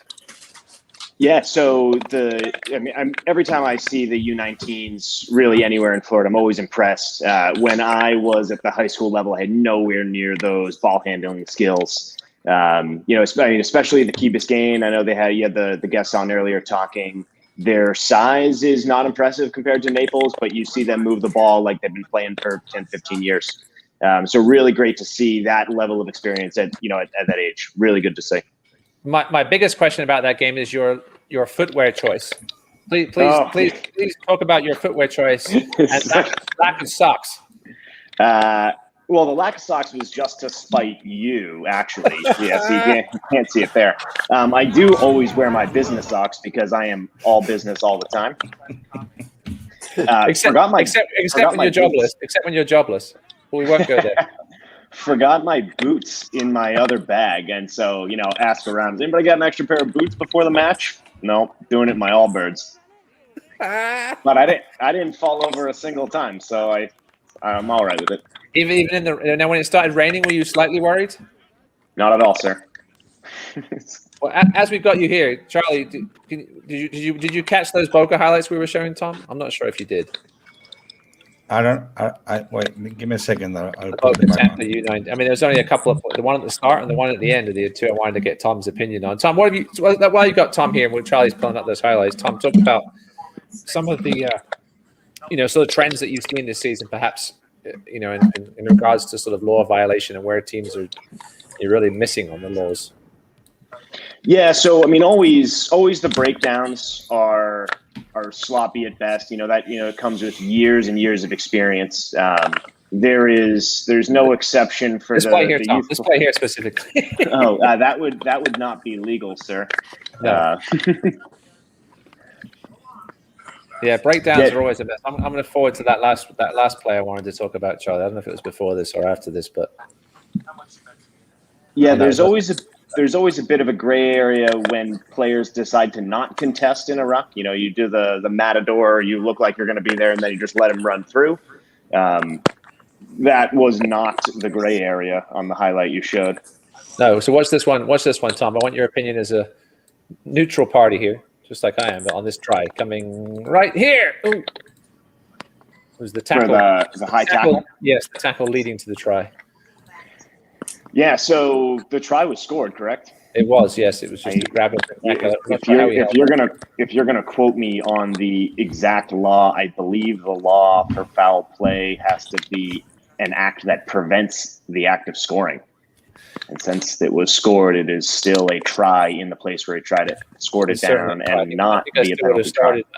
I think I still would have yellow carded him and perhaps started the game with a penalty to Boca. I think perhaps with the grabbing of the neck. But while I've got Pukey and Chris here, Chris, what are some of the lowest things that you've seen, teams not really paying attention to this year? Some of the issues you think? The biggest things at the breakdown, Tom was saying, a lot of guys, they're going in and still playing the ball on the ground while their knees on the ground. That's dangerous, and as well as putting their weight on their hands to protect in the ruck. I see that a lot and not being called out a lot. And I see sometimes, with the high school, because the lack of numbers that we have on referees, so it's tough with one ref on the field and they're out of position to see and make that call. And then we do our best as coaches on both sides to help the referees out, and they ignore it. So I just think we need to do a better job in protecting the breakdown on that, and definitely watch out for those high tackles. I'll give you a lot. You agree, Tom? My point of view, I know that you're trying to help from the sideline. It doesn't look nothing. You love it. You love it, Tom. But Tom, we go, Tom, go. Nicely. I believe in my last 2 matches, I had to resort to expletives to both sidelines, and it's never the players. I have no problems with the players in Florida. Right. It is the coaches on the sidelines. You need to shut up. Right. You're right. Now you got a big. Oh, Charlie, go ahead. You got something to say? No, I mean, I think this issue of, I have just been watching a lot because of the videos, and I'm talking to more people, and there are things going on, and it doesn't really. I'm not going to mention any team because that doesn't matter, but there are things going on that are absolutely outrageous. Absolutely outrageous. It's not even 100%. And I mean, things that are very, you see some kind of tackles that you just wonder, how does the kid not come out in a wheelchair from this game, just by a miracle. I know.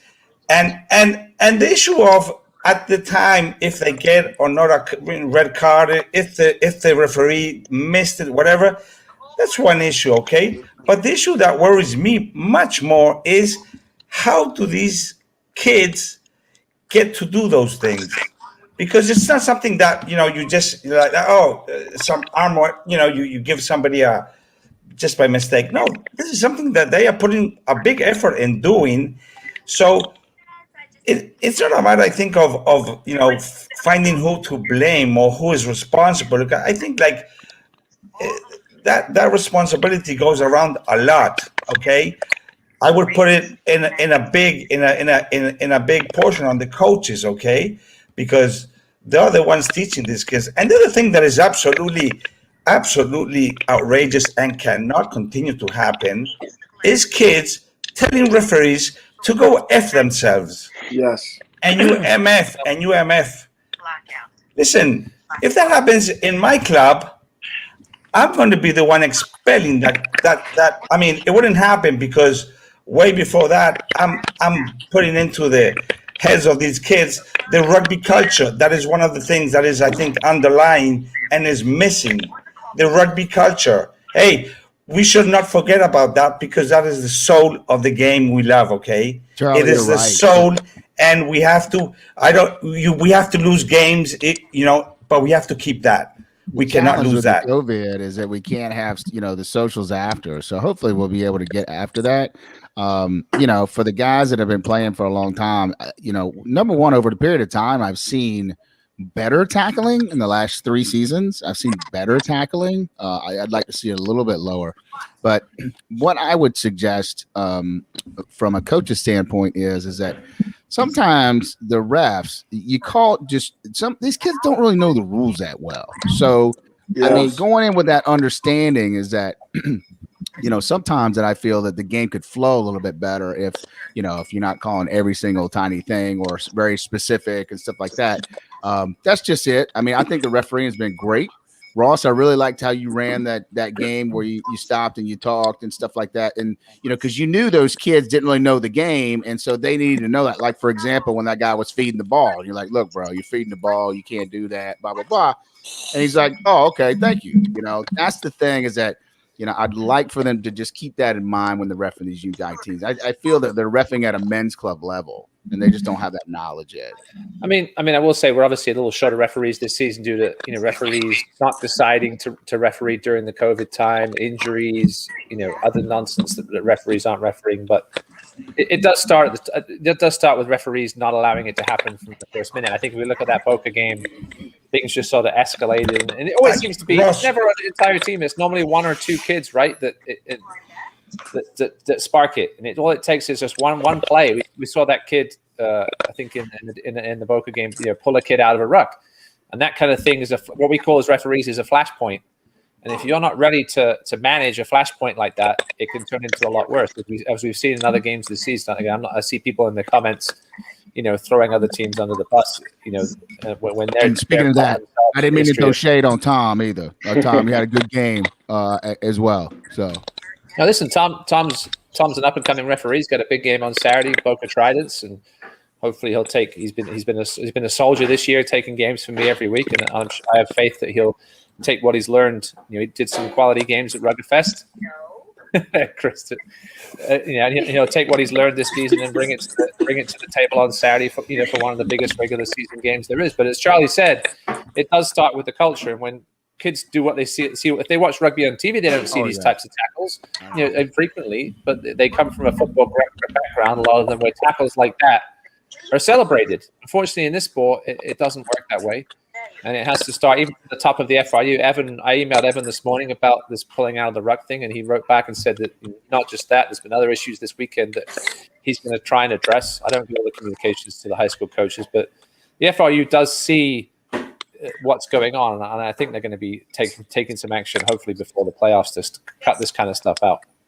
Let me just say this. I think the problem is this is not a problem that we should put on one part of the rugby pieces, okay? Because you were mentioning the referee, but listen, before that play should not have happened, no matter what referee, okay?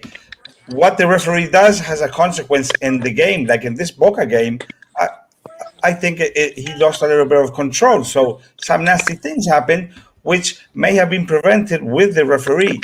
But I'm talking of, I think it's a little bit much more than that. And we have the sideline issues with parents screaming at 10-year-old kids like it's a World Cup final. Hey, just let the kids have fun. They don't need to win at 10 years old or 12. Don't even scream. No, listen, it does all start at the top. Some clubs, have had their periods where they've had trouble, but a lot of them have nipped it in the bud. There are. Chris Vassel, I'm gonna take that keyboard. Do we have a blocking feature, Charlie? Do we have a blocking feature? Let me see. Hey, while you're doing this, let me give Cooper a chance to I'm blocking plug Chris. Chris is now blocked. his YouTube channel. Go ahead, Coop. That's right, Cooper. Tell us about your YouTube channel before we go. What? Say it again. It's Drizzy Nation on YouTube. That's our YouTube. Drizzy Nation. Drizzy Nation on YouTube. We're talking about New Jersey, or we're talking about jerseys that you wear? It's Drizzy, D-R-I-Z-Z-Y. Okay, see, you're not cool, Ross. That's why you didn't know what Drizzy was. Explain to us what Drizzy Nation is all about. Yeah, Cooper, explain to him what Drizzy Nation is all about. Well, me and my 3 friends, we made up this YouTube channel where we do whatever we want around the house, and we have reaction videos or 24-hour challenges and stuff like that. Just different stuff that we play around the house with. Fun. And I apologize for calling you Patterson. That's your dad's fault for giving you last names for first names, both you and your brother. So that's 100%. He was to blame for that. Whatever, dude. Cooper and Jackson are literally the only people that I know with 2 last names that I actually trust. So most people with 2 last names, I don't trust them at all. But you two are all right in my book. But as Thor says there, right? There it is. There it is. Take me out, coach. Take me out. I was waiting for that. I was waiting for that. I love the picture. You should have had the one you're playing in that tens tournament. Was that you fell flat on your face? Was the guy tackled you? That was great. There's a few. Listen, there's a few videos of me that Charlie has hidden away that he'll bring out time to time. But as Thor says in the comments here, right? It's discipline. It's about discipline and respect, and that all starts at the top. Hopefully, these issues we saw this past weekend in Cape and in Boca will be taken care of by the FRU.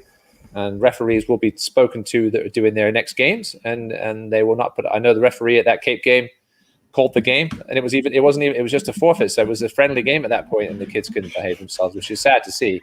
Yeah, but hopefully team leadership will take control and deal with this as well as the FRU. We will get back to this. I just want to let people know, because we will get back to this, because I think it's not only, one thing. I think it's a little bit of the sort of the game, because you know what? I was talking to this lady that the coach from Naples mentioned, and that, like, Biscayne and Naples game, that all these games are really tough, but there's a huge difference when you see kids playing those games as tough as they are, and then after 80 minutes or 70, the game is over and everybody is like satisfied because you have the rugby experience. You know what we're talking about, right? That's it. You have that. And that experience actually is not really complete if you cannot go out of that field and go and have a meal with your opposition, okay? And you're not talking BS and horrible things or having fights in the parking lot. That is not rugby, okay? So my biggest challenge is, Charlie, is not teaching them beer drinking songs. That's my biggest challenge. Not teaching them rugby songs. Okay, So I don't know any clean rugby songs. There's a couple of clean rugby songs out there. We have to build a culture. We cannot, that is the soul of the game. That is why we love it. I'm with you. Well, it's not about the union or about the referee. It's about us, okay? Right. But we have to, and we have to be on top of this. We cannot just hide this under the rug like it's not happening. It is happening, okay? I have been very, I tape a lot of games. I do not post the full games because the teams normally don't want them. I just post the highlights. And I typically don't post by it themselves, like foul play. But eventually I will, because things happen and they happen. So if they happen, take responsibility, okay? No, 100%, Charlie. You and I talk about it all the time. We've had clips already this season that we've kept back because we don't want to, show this part of rugby. But again, maybe perhaps showing it will distract people from doing it. I don't know, but I don't want people to think, well, if I do this, I'm going to end up on TFRO. Okay. We want to show the positive things. We want to show the good tries and the good kicks and the good plays. And listen, it's not personal with any club, team, coach, player, or whatever. It's about the sport we love, okay? It's not personal. It's about the sport. No, and everybody on the screen right now has that culture in their blood, and appreciate you guys doing what you do for the game. Tom with the whistle, and Mark and CV with the coaching and the clipboard. And of course, Charlie with his amazing production skills, even though he seems to find these videos of me and turn them into something they're not. I was not asking for a sub. I was telling the sideline that there was going to be a sub. Although Mark is a qualified ref. He's muted, which is great. Did somebody mute Puku, or did he mute himself? Fantastico. Oh, no. Charlie. He may have too much to drink. Ni tú es habla. This is just Español Puku. muy bonita. We have to ask Puki how he got his nickname. For those that don't know Puki, how did you get your nickname? That's a very good story. So I moved down here in 1995, and I kind of parlayed myself onto the Florida All-Star men's team at the time. Right. They were planning this tour, and Rest Dick in peace. Elliott, if you guys don't know him, he's been a tour manager for 30 years now. Rugged Fest. And so he was the manager, and they said, well, you got to pay $100 a month. This is back when you had checks. And so I paid them all. And at the end, he said, well, I don't know if you're going to be able to go or not. And I paid all this money, but I knew, you guys know this, okay? When you go on a rugby tour for, adults, 3 or 4 guys bail right at the last minute. Sure enough, 3 or 4 guys bail. We're going to Scotland and Wales for 2 weeks. It's off the chain. It's over Thanksgiving, right? So anyway, he calls me the week of. He goes, okay, you're in. And I show up. Nobody knows who I am. The team thinks I'm Dick Elliott's son. Okay? I'm Dick Elliott's son. I'm sorry. I'm coming on this trip with my dad. Okay? Coming on the trip with my dad. So we get on the plane, and then back and then you get free drinks on international flights. Oh yeah. So, bro, I was like 23, 24-ish, something like that. And bro, I got totally hammered on the flight. We're in the back of the plane singing rugby songs, all these Spanish rugby songs, because a lot of the guys are from Miami Rugby Club. So we're back there singing, and I'm like, yeah, this is great. And I just remember, I'm like, it went from great to like horrible in like 5 seconds, right? So then I'm throwing up, and then we have to take an all-nighter and a red eye. Then we get there, and we have to fly to Scotland. So I get to the airport. We come into England, Heathrow, and I'm walking in, and these guys told me later, they go, dude, who is that guy? Okay. He just pukes all the time. Okay. I saw him on the plane. He puked on one. The connecting flight to Scotland, they're like, we're getting ready to land. Well, I was like, I had to throw up. I ran to the lab, right, and locked the door. And those students goes, sir, you have to get back to your seat, sir. I'm like, I ain't getting back to shit, okay? Because holy cow, I had to throw up. Anyway, so they called me Pukey. They found out my name was Mark, and we had 3 other Marks on the team. So they said, you're Pukey. Right. Now, a funny side to the story. So they didn't really play me the first 2 games. Then the 3rd game, we're playing Penarth, which is in Wales. Yes.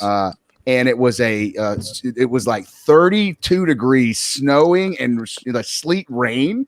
And we have T-shirts. We have short sleeve shirts. Okay. So what we did was we got Vicks and we wiped it all over our bodies, so we can stay warm. And it was the first game that I started. And I was like, thank you, Jesus, because the guys that had to sit out in that shit and not play was horrible. So we didn't even warm up. We went right out and played the game, and they blew the whistle like we did on Saturday, right? Now, at this game, I scored 2 tries, and I had an assist. It was kind of my coming out party. But I'll never forget, Dick Elliott, we're coming into the banquet hall, after we showered, and they have this big celebration for us. And Dick Elliott was the first guy to greet me when I came out of the locker room. He was like, hey, man, congratulations, way to go, because he, just brought me, right? Right. If I sucked ass, then everybody was going to be like, bro, why'd you bring this douchebag on his trip, right? Well, anyway, I proved my merit. He was trying to claim you as his son at that point. Yeah, exactly. So that is a story of how I became Pukey. And it's Pukie, okay? If you're going to spell it and say it, spell it right. I don't or Triple P, pure player Pukey. Ain't that right, Chris? That's right, Triple P. Chris has got a terrible nickname. CV, we know what that means. Yeah, curriculum vitae. Exactly. Just don't ask to see his rugby CV. He'll keep you there as long as Pukey just did with that story. Okay. I have. Hey, mark this in the tape. Ross said a joke. Okay. Wow. Ross does great jokes. I try. Listen, Charlie. Great jokes. Okay, it's 5 to 9. Hey, let's leave. We knew this episode was going to be another podcast. Once we invited Mark to go. Yeah, Mark's got to go and do some weird podcast. I don't know what he's going on about. Weird podcast. Hey, Chris. Take care, guys. Tom, Thank good you. seeing you, buddy. See you, brother. See you, Triple P. Later, Chris. Hey, Chris. You have a Hey, Tom. You have a little message for somebody that may be watching? Valentina, how is she? Tell her I said hello, please. I didn't get a picture from the end, I just got it from the beginning. Chris's biggest fan. My only fan. Valentina, thank you so much. Thank you, man. Yeah, man. Stop wearing that bloody hat. I have to, but I want to say. Hey, no, listen. Update. I got a message from Teddy. Okay. Okay. He's gonna come around. He will. At least I got a message. He's coming around. That's a good sign. That's a good sign. I've heard that from Teddy. He's gonna get it. He's gonna get it done. One of these days. Charlie and Ross. This has grown to be a very good thing for our community, for Florida. All the high school boys every week, they're dialing in. They're looking at the stats. They're paying attention who's who. Good. And this is very resourceful for all of us. So I think I can say I can speak on behalf of our community, from Evan all the way down. Thank you so much for taking this and doing this for us, because it's a really good job. And thank you 401k of Florida for helping out big time. Yeah, screw And go go all all day. day. Screw that guy. Hey, Go all day, baby. Funny story. I had invited Randall Johnson, Ross, to come Yeah. over. Guess what? I sent him the wrong link. So he was in the studio from last week. Yeah, I sent Andrew. Man. I sent Andrew the wrong link too. Well, we'll have Randall on. Hopefully, his arm's not hurting too much after getting pulled by that player on Saturday. I'm gonna have to do some. Oh my, what I'm about. Okay, thank you very much. Thank you, Hey, Chris. guys, thank you guys so much. We'll Cheers, see you Chris. next week. See you. Yeah. See you guys. Good friend of the pod. Good friend of the pod, Chris Vassel. I'm glad I don't have to play against him anymore. We used to play against each other in college before you went off to life. Bye, boss. Thanks, Jordan. Get that haircut, bud. Yeah. Bye bye. Okay, All right, Ross, Charlie. let's get the hell out of here, man. Whatever. I know. I got to get to bed. We knew it was going to be long. So there's this We little know. thing right here. We spent 11 hours at the softball field yesterday. We're all dead tired, yeah. so we got to get to bed here. That's pretty impressive. Okay. But once again, Well, thanks to you, Charlie. Thanks to our sponsors, 401kfl.com. Again, thanks for Thor as well for donating last week. And obviously, if you want to catch up on any of these episodes, go to rugbyfl.com/tfro. You can catch all our episodes as well on any major podcast platform, Apple Podcasts. Geez, that's showing my age, Charlie. Apple Podcasts, Spotify, any of the major podcast platforms. You can find us. Just search for Florida Rugby or TFRO. So if you don't want to look at our ugly mugs, you can just listen to us while you're at work or on your way to work, on your Peloton, wherever you need to, wherever you listen to your podcast. But thanks to everybody that joined us tonight, all the Key Biscayne, Naples guys, Wellington, Gibbons, the Fort Miami women. We didn't have any Orlando women on, so I can't say thank you to them. But we'll join you again here next week. Monday night at 7 is going to be our regular night here, I think, for a while, Charlie. Yeah, hopefully, yes. As long as I don't have any bloody lacrosse to do. Bye, Amelia. Bye, Amelia. Congratulations on your performance. 6-1, right? 5-1, 6-1. 3-1 yesterday, which was great for the girls. They got to the semi-final, so always Nice. improving, just like you and I think maybe. I think we're getting there. Yeah, we'll see. We just got to keep this. We got to keep our time down. Oh yeah, well we got over Pukey, okay. So that's the main. We knew this that was was the gonna be main an obstacle. intense So we'll have him next season. Okay, man. Bye bye. All right, Charlie. Thank you. Thanks everybody. See you next week. Bye bye. Oh no, I got see.